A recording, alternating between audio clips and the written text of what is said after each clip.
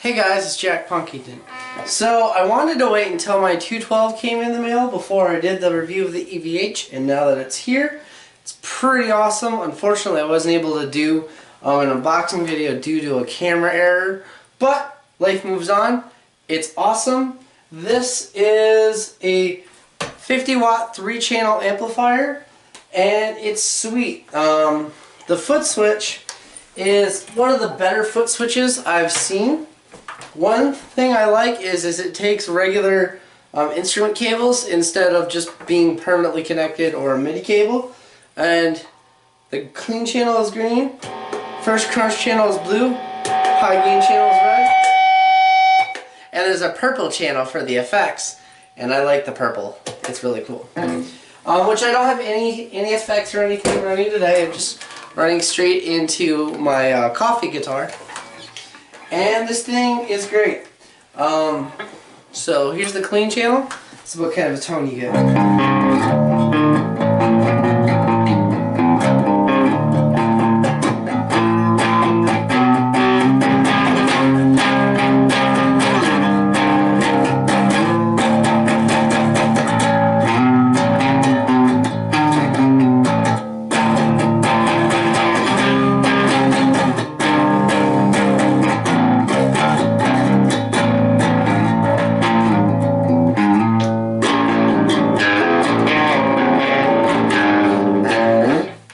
Clean channel because it's got a really nice rounded clean. Now if you're used to a 6505, control wise this isn't too far off of a 6505 with some minor changes. Both the switch to turn it on and put it on standby are actually in the back of the amplifier, which is my first real gripe with this amp. It's not a huge deal, it's just for me personally, it's the first time I've owned an amp like that, and it just, you know, it's a little inconvenient to reach back there. But it's not a huge deal. Comes with a headphone out on the back along with a line out. Not too far unlike of the PV Valve King, but it's a more standard headphone out where you'd want like an adapter or a studio headset to use. And yeah, they do make a 20 watt version of this, which is called the LBX. It's a little smaller. It's, I believe, also 3 channels. And the person, or the representative that actually bought this at Guitar Center, mislabeled it as an LBX, and when I bought it and it came in the mail, I don't know where the envelope is, but an envelope with the cables and stuff for the foot switch, saying EVH 15 watt LBX model, and I pulled it out, it's the 50 watt model, so that's why I got it so cheap. So yeah, now this is the first crunch channel, I guess you'd want to call it.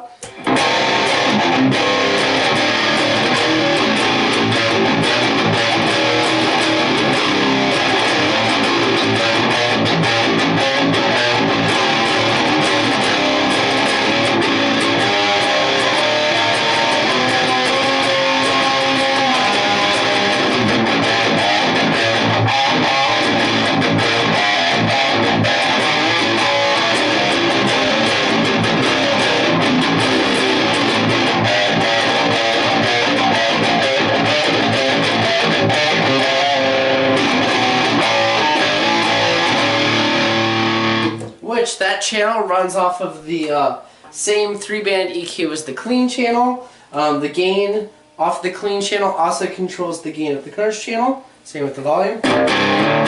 You turn the gain up all the way on the clean channel, it gives you like a really kind of mild crunch, and I really like it. It sounds like you took an overdrive pedal and just put it on the clean channel with just a teeny bit overdrive.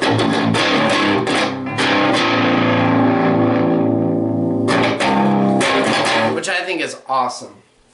But you're on the crunch channel.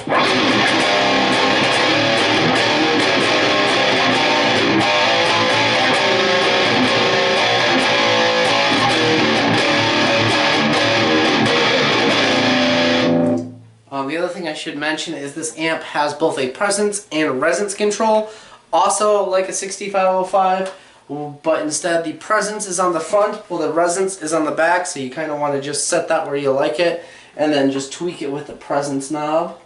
But I think this amp is pretty cool. It's a little beefier, I think, than a 6505. This is what I would consider a more pro level amplifier than the Valve King, although I will say that the crunch channel on this is not unlike the gain structure of the Valve King.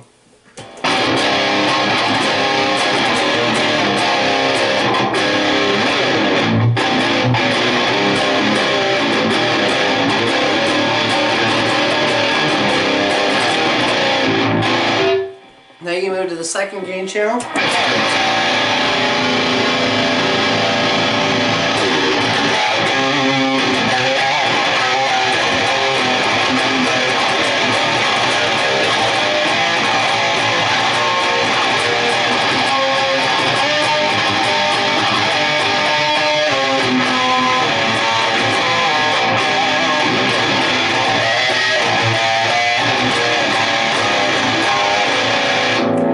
That's got a very nice gain structure. I haven't even pushed the gain on this amp at all for either gain channels.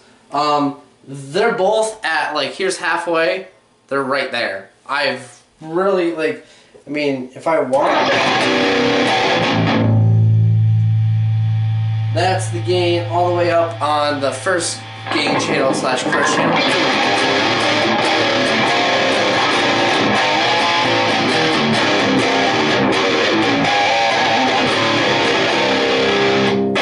Which I really like on that channel. It's very, like I said, it's not unlike the Valve King with a little bit of a Marshall touch to it. And then you go to the second gain channel. Let's see what it sounds like with it maxed.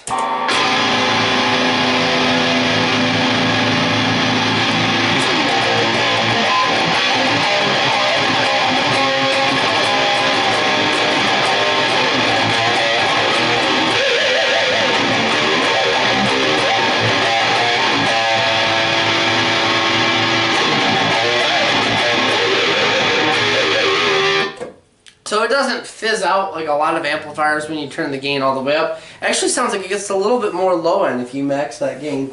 I will also mention that both volumes on all the channels are actually at 1, if not 1 1/4. Like I said, this is 50 watts, giggable, no problem, and this thing screams. I love this amplifier.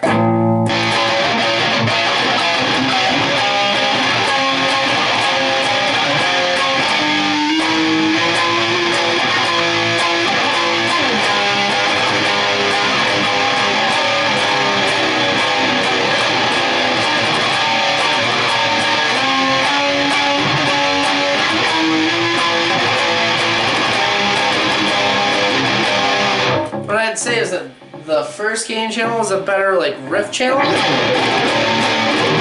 And if you want to do your lead stuff, go to the second gain channel.